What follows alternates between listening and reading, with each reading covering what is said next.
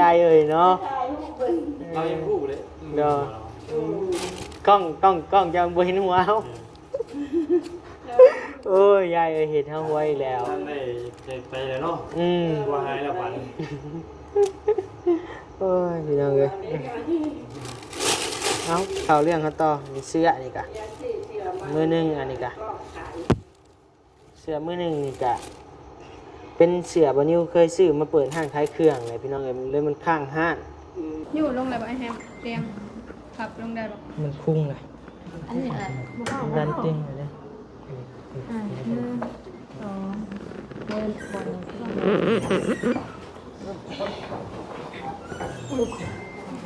ยับไปอีกเพิ่มจะสิตก ตอนนี้ฮักตอนนี้ด้ามเรียบร้อยแล้วเห็นอยู่ปะ ไปนอกดีกว่าครับ ไปพี่น้องเนาะเป็นฮักบิดพี่น้องเลยฮักพิษลูกโมแมนฮักบิดฮักขาปะแมนขา ฮักหรือขาเนาะ แมนอันนี้ถือว่าตอนที่มันฮักเนาะพี่น้องเนาะตัวนี้เนาะคะแนนว่าสีเอาลึกๆบันนี้กับโบหูคือการพี่น้องเลยตัวนี้ถือว่าตอนเพิ่นด้ามได้เรียบร้อยตอนนี้ ดามแล้ว ด้าม ได้ โอเค อันนี้เป็นเบื้องหลังนี่พี่น้องเอ้ยบ่ฮู้สึกเจ็บซ้ำตอนแรกตอนปาด เห็นมาเสะปากบาดหลัง นี่ก็สิ ได้คืออะไรจังไงเนาะไอ้น้อง เพิ่นพักพร กินมะขาม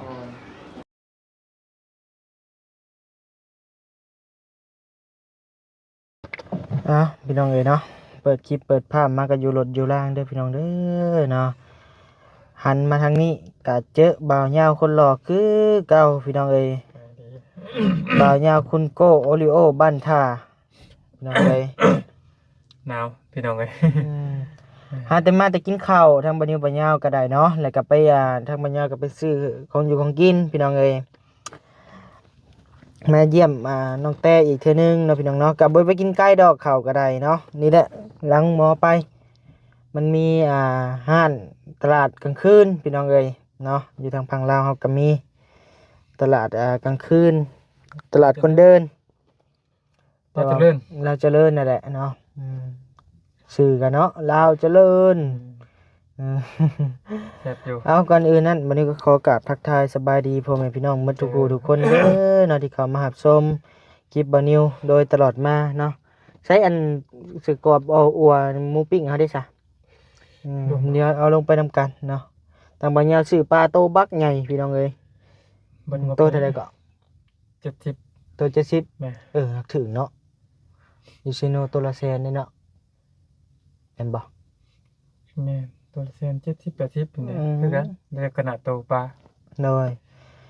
เอาเนาะพี่น้องเนาะมาบัดนี้ก็สิเข้าไปเยี่ยมไปยามทางสะแต้เนาะพี่น้องเนาะออกมาแล้วบ่เนาะจากห้องพักเพิ่นคือว่าเป็นเวลาเฮิงเติบด้วยนี่เนาะก็คือสิออกแล้วหักไปเบิ่งนํกันพี่น้องเอ้ยว่าบ่ได้ จะว่า8บ่ โดย บ่ก็บ่ฮู้ เพิ่นว่าน้ำเฮาน่ะ8แต่ว่าตอนนี้เฮาแต่7แล้วว่าบ่8ก็7:30นนี่แหละแล้วว่ะเพราะว่าอาการน้องมันก็ถือว่า เจ็บ เจ็บแต่ว่าเรื่องการเต้นของหัวใจเรื่องออกซิเจนในกระแสเลือดนั่นนี่ก็ ปกติบ่ ก็ลงโตอยู่กับบ่ปกติคือคนเฮาดอกเพราะว่าเจ็บเด้การเต้นของหัวใจมันก็สิเคลื่อนหน่อยนึง ก็เจ็บมัน ก็ถือว่ามันก็บ่มีหยังพี่น้องเอ้ยคือว่าผ่าตัดบ่เจ็บนั่นเฮาแปลก แปลกเจ็บเนี่ยมันฮู้แล้วเจ็บนะ เลยว่าอะไรก็อุ่นเนาะอยู่ในรถเนาะ โยเห็นบ่ค่อยสั่นกินนี่ นั่งกินข้าวสั่นยื้อๆข้าวพี่น้องเอ้ยให้ก็เว้าขออนุญาตนำพี่น้องเอ้ยให้ก็คนหิวยาล่ะจนอายเขาอยู่ทางข้าง เขาต้องเบิ่งว่า อ แมวเนาะ คนหลุดเนาะคืออยู่ หัวหล่นๆอยู่ เย็นไหมคือออกมาติดคุกบ่ หัวหล่นๆอยู่เอาไปพี่น้องเอ้ยเว้าระยะห่างนะพี่น้องเนาะผู้แหละลงไปพอกันอยู่ในผู้แหละพี่น้องเอ้ยจังออกมาหรือบอกเนาะไปโดยไป ไป โดย ไปพี่น้องเลยนี่แหละพี่น้องเลยวันนี้เอาเสือมาให้ทั้งบอบอยน้ำพี่น้องเลยเนาะเพราะว่าทางบอบอยกะใส่เสื้อเก่าลายมือ เงาเลยเงาให้ก็ประแดกเงาเลยไปพี่น้องเลย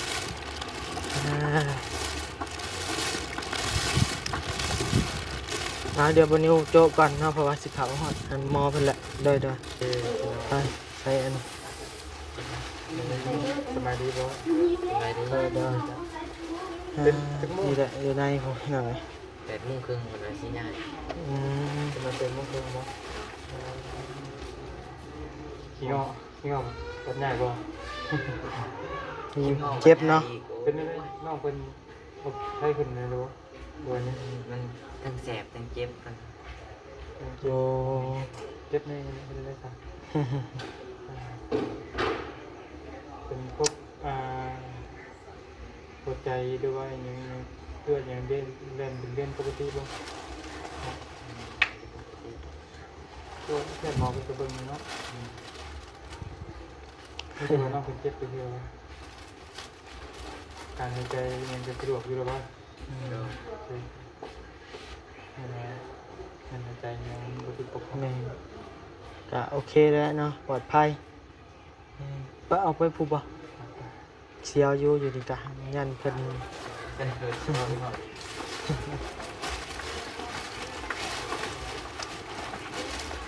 เพราะว่าเป็นเขตห้องห้ามพี่น้องเลยเนาะโอ้ปรับ1 ล้านกีบยาสูบเนาะพูดแล้วพูดไป ห้อง VIP บ่ คืนนึง200,000บาท ห้องอันนะครับบ่200,000ปลายบ่ VIP ว่าไงห้องส่วนโต2,300,000 พิเศษบ่ แม่น นั่นเป็นของน้องพิเศษนะอะไรนะ 2,300,000 200,000 ก็บ่แพงเนาะแต่กะเฮาก็บ่อยากใช้เงิน ถ้ามันบ่อยู่หลายมื้อ เว้าเลยกะอันนี้ใส่กรอบอีสานเด้อตัวนี้ในการนี่เอาเข่าก่อนอันนี้หมูปิ้งไม่ละ10,000พุ่นฮะ พูดน้อยๆนึงเนาะ แม่ แพงขนาดเนาะผม อันนี้ก็เนี่ย25บ่ เพราะว่าไปซื้ออยู่ราชเจริญเดบอนเขาจัดงานตลาด มาก อืมได้ มันเป็นปลา ตัวนี้ ปลานิ่นกับ แก้ว แจวเขา ในกะ ส่วนของเมียเจ้านี่ไอ้บ่ฮู้มีแต่ว่าเจ้า บ่น้องถามแล้วว่าหมอเพิ่นคาร่ำยังบ่คาร่ำยังว่ากินได้เบิดทุกอย่างอะ คลำแต่ไก่ได้ข่อยเบิ่ง โอ้เลย เรียนเพิ่นขึ้นบ่ทันบ่ เป็นน้ำไก่ไข่นี่มันสิเพิ่มกล้ามเนื้อเด้อย่ามันเป็นแผลนูนแผลเป็นน่ะ เฮาก็บ่ให้กินเนาะ เฮาก็กินแนวอื่นแทนก็ได้ เพราะว่ามันก็บ่ได้หนักหนาปานใด ฉะนั้นมีแต่อันไหนที่น้องเพิ่นอยากก็น้องไปเรียนไปซื้อเอาเด้อ อืม ไปซื้อเบิ่ง เพราะว่าค่าใช้จ่ายตัวมันแพงก็หายแล้ว คือว่าผ่านไปด้วยดีแล้ว นักตัว ตัวนักๆกะ ตัวจุดนักที่เฮาย่านที่สุด น้ นะ อยไปยามมาพี่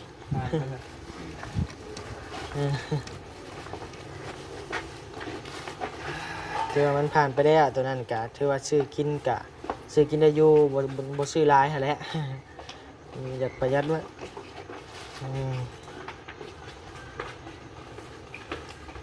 พี่น้อง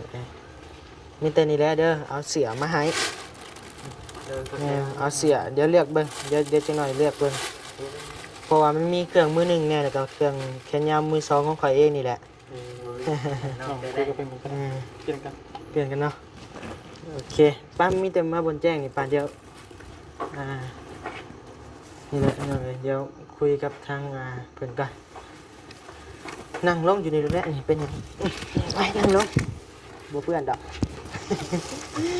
เอาเลยนั่งเพื่อนแล้วนะวันนี้เอาเสื้อแขนยาวมาให้พี่น้องเลยเสื้อวันนี้เองนี่วันนี้ก็ยังใส่ได้อยู่พี่น้องเลยแต่ว่าแบ่งมาให้เชื่อๆตากไว้หึงนะ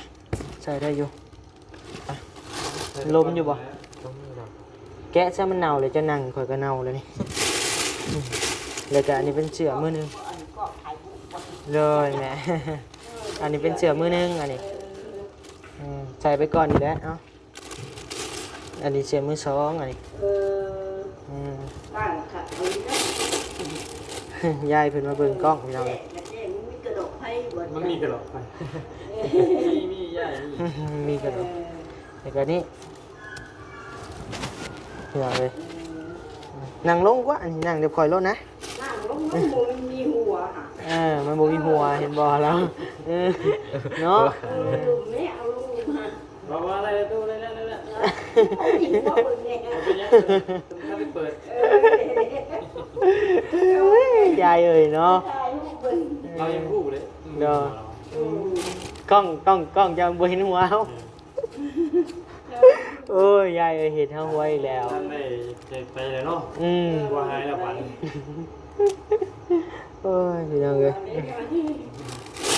เอาเข้าเรื่องกันต่อมีเสื้อนี่กะมือหนึงอันนี้กะเสื้อมือหนึงนี่กะเป็นเสื้อบ่นิวเคยซื้อมาเปิดห้างขายเครื่องเลยพี่น้องเอ้ยเลยมันข้างห้างก็เลยว่าเก็บไว้ วันนี้คือไข่เจียววันนี้ แม่นขายเสื้อผ้างานบุญนี่กะเลาะน้ำตีน้ำไต้ไปหมดแหละแถวบ้านเจ้าโหตะกี้กะลงใต้ลงหยังกะไปหมดคันว่าขายนี่โต80,000บ่ได้พี่น้องเอ้ย100 กว่าบาทเท่านั้นนี่บ่นิวขายตะกี้นะหับซื้อเพิ่นมาแบบโตละ60,000โตละ50,000เนี่ยเอาใส่แล้วเด้อเมียนเปลี่ยนใส่เดี๋ยวนี้มันก็สบายเนาะใส่ถุงไว้เฮ้ยเป็นยังเป็นยังบ่เฮาถ่ายเฮาบ่ได้ไปลองเตือนคนเฮาถ่ายอยู่พี่เนาะ เปลี่ยนเพราะว่านางใกล้ก็เน่าแล้ว คือว่าการผ่าตัดของน้องแต่ก็รู้ล่วงไปด้วยดีเด้อพี่น้องเด้อเนาะทั้งนี้ก็ยังบ่ได้ออกมาจังห้องอยู่เป็นเวลาผู้ใด8:30ว่าซั่นเนาะพักพื้นอีกจักเล็กจักน้อยพี่น้องเอ้ยก็อีกชั่วโมงนึงอีกชั่วโมงครึ่งผู้ใดเนาะอันนี้7:00นอีกชั่วโมงครึ่งพี่น้องเอ้ยมีแต่อดใจรอเบิ่งนำกันนี่แหละเนาะหรือว่าแนวใดก็ผากพังบ่หรือแนวใดเบิ่งก่อนพี่น้องเอ้ยเพราะว่าในขณะนี้ก็ดึกแน่แล้วเนาะ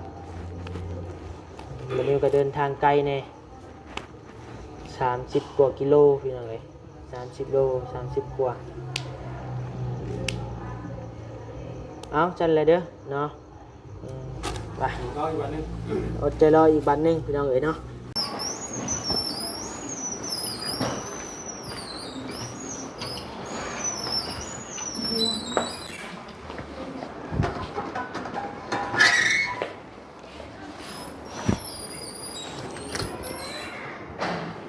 พร้อมทำไม เบื้องเจ็บมันเลยสิลากมัน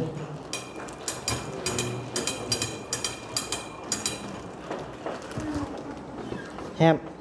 คือบ่เบิ่งเจ็บมาก่อนเฮาจังบ่ได้หาม มาทางที่บล็อกคันดึง เอามาข้างนี้เลยดิ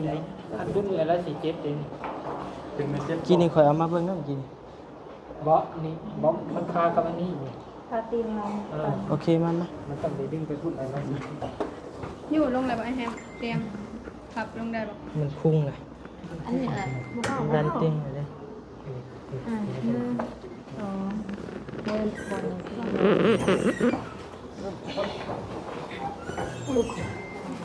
ยับไปอีกเพิ่มสิโล เด้อมันชุดโอเคได้แล้ว ฟิล์ม ใช่ให้เฮาบ่ แม่นเอาไว้ จ่ายเพิ่มบ่นี่เอ้ยหรือว่าเรียบร้อยแล้ว อันนี้คือฟิล์มหลังจากเพิ่นกระดูกเนาะ ดามเรียบร้อยแล้ว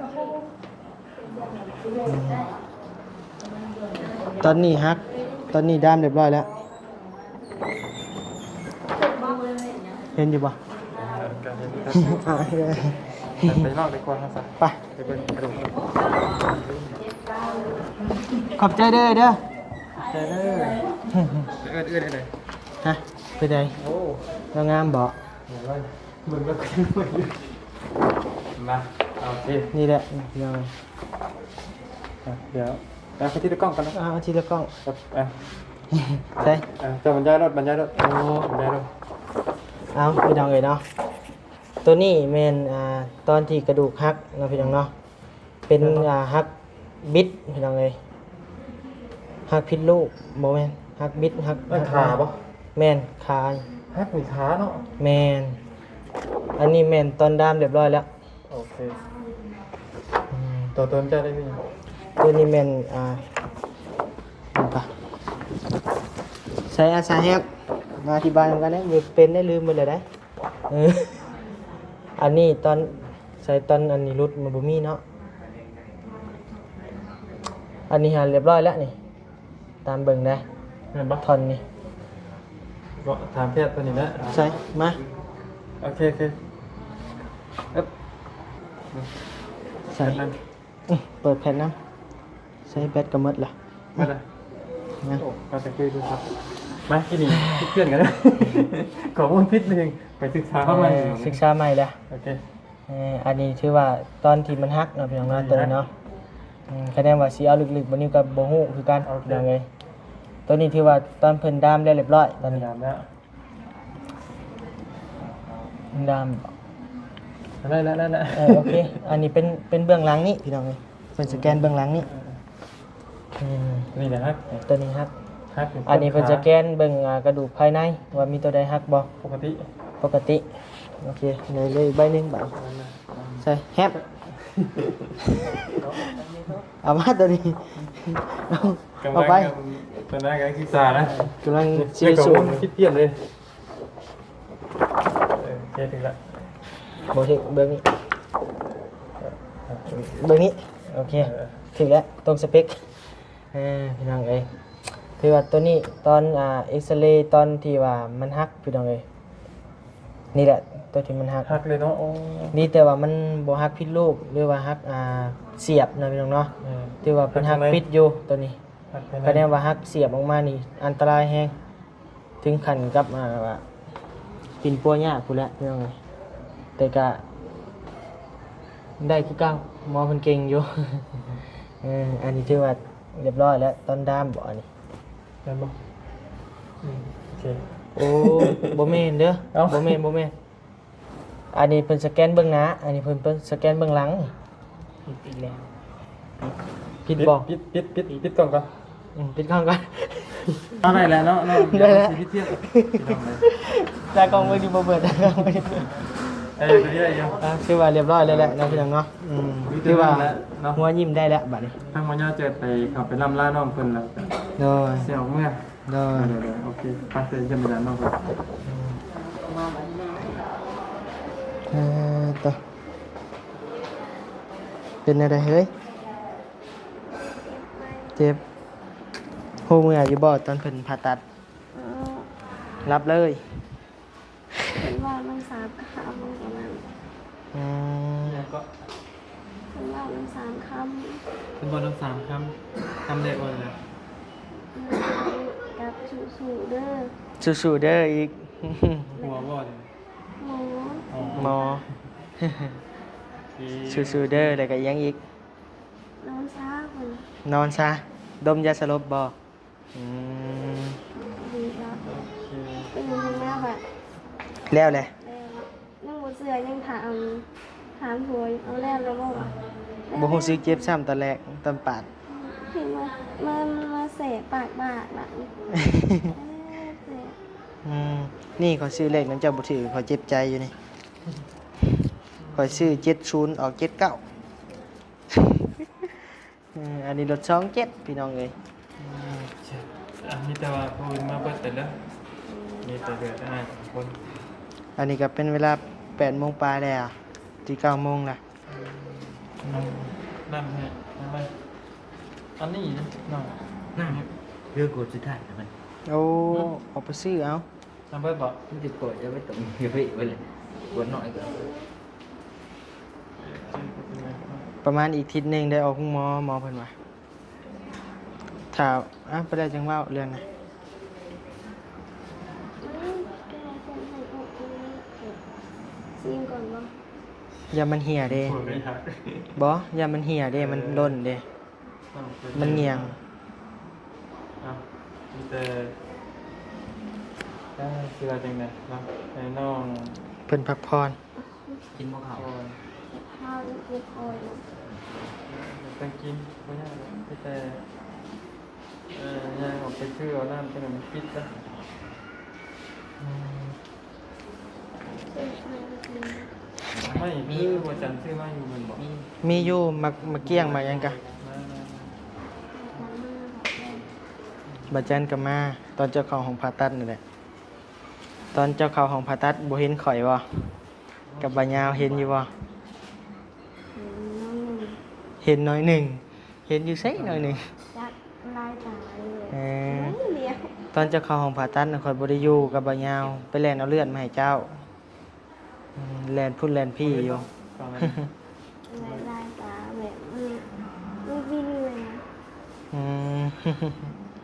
พอเหมือนกับตัวเป็นปุ๊บอ่ะนั่นเรียบด้วยนั่นเองเลย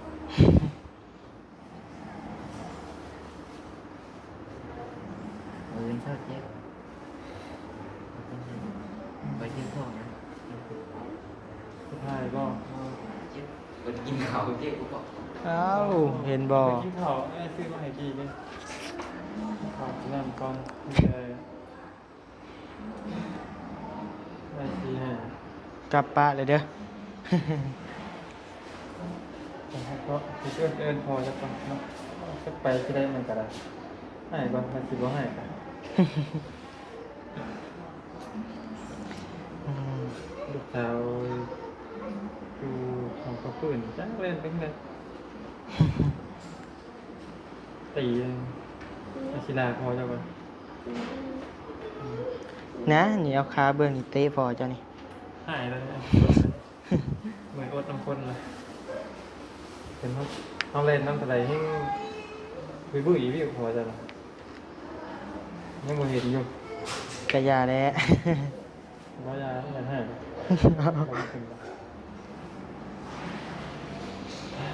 และไม่แต่ต้องไม่นี่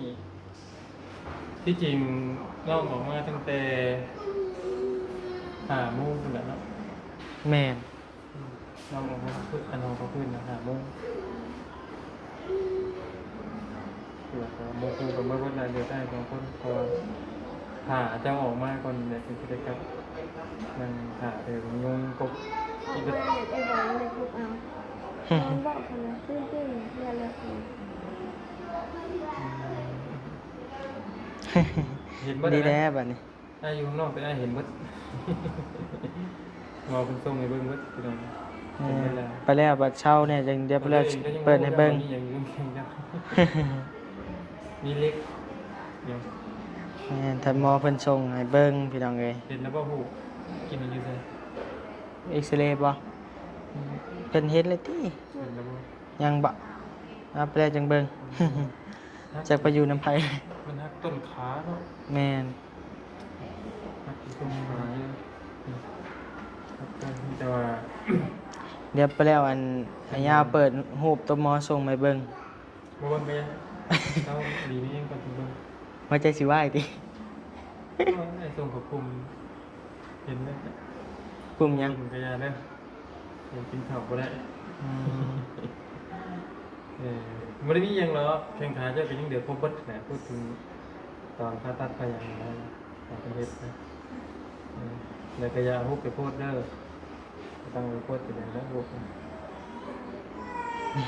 มันผิดกฎจรรยาบรรณของโรงพยาบาลเพิ่นเบิ่งได้อยู่เบิ่งบ่เออโอเคต้องเบิ่ง ถ้าบ่เป็นหยังดอกแข่งขาเจ้ามีครบเบิดคือเก่า อย่างได้คือเก่าประมาณอีก อีกประมาณ หาเดือนไปอย่างได้ 7 หรือ 8 5 ปีหนึงมันจะต้องกลับมาได้ก่อนแต่กับโปรเจกต์ทำก่อนเพราะว่าขาดแผนมันจะบริญญา บ่ได้ใหญ่ประมาณกะใหญ่ก็บ่ใหญ่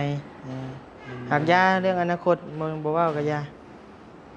แต่ตอนนี้เฮาแล้วปลอดภัยแล้ว ตีนนี่ตีนได้อยู่วะได้บ่แต่กี้บ่ได้บ่ได้คือกันบ่ ได้ได้มามันทักก่อนยัง มันเจ็บแหละตีนก็อดเอาผู้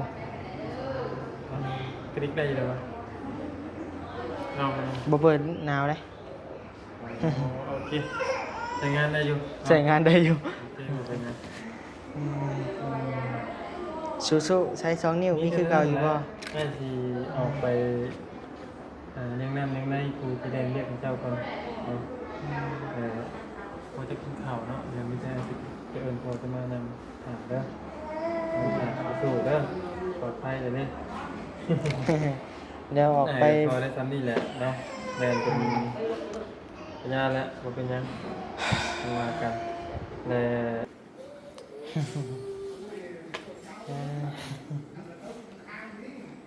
จบจนแหล่จนกำเนาะ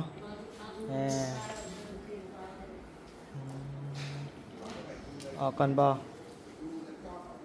ไปนั่งจอยๆมั้งขอบค่ะ โอเคไปรถพอดีเขาเผาทานไปไหมลืมเปิดไม้อีกเลย ยิ้มไปตาม ฮะ ต้องกลับไปเลยต้องมีแต่เลิ่นเด้อ จะไปเอิ้นพ่อเพิ่นมาเผาบ่ อันโทรสักวันเกินผัวเจ้านี้เข่าก็เอง กินข้าวเจ็บกระเพาะว่าซั่นเนาะ กระบะขับรถ เอาซั่นเลยเด้อเดี๋ยวเมื่อป้าก่อนบาดนี้ เป็นพัดโทรแล้วไงกัน หาน้องก่อนเด้อ เอาเดี๋ยวเมื่อป้าก่อนบาดนี้อยู่ดีมีแห้งสู้ๆ2นิ้ว โอเคไปอยู่ดีมีแห้งพี่น้องเอ้ยเนาะเดี๋ยววันนี้ก็สิได้กลับป้าก่อนบาดนี้ทางแพทย์ทางหมอเพิ่นเข้าไปอันนั้นเมื่อกี้นี้ปิ่นปัวโดยเอาอยู่ดีมีแห้งเด้อพี่น้องเด้อเนาะขอบคุณขอบใจผู้หลักผู้ใหญ่ใจดีเมื่อทุกท่านที่เข้ามารับชมคลิปบ่นิวโดยตลอดมาเนาะ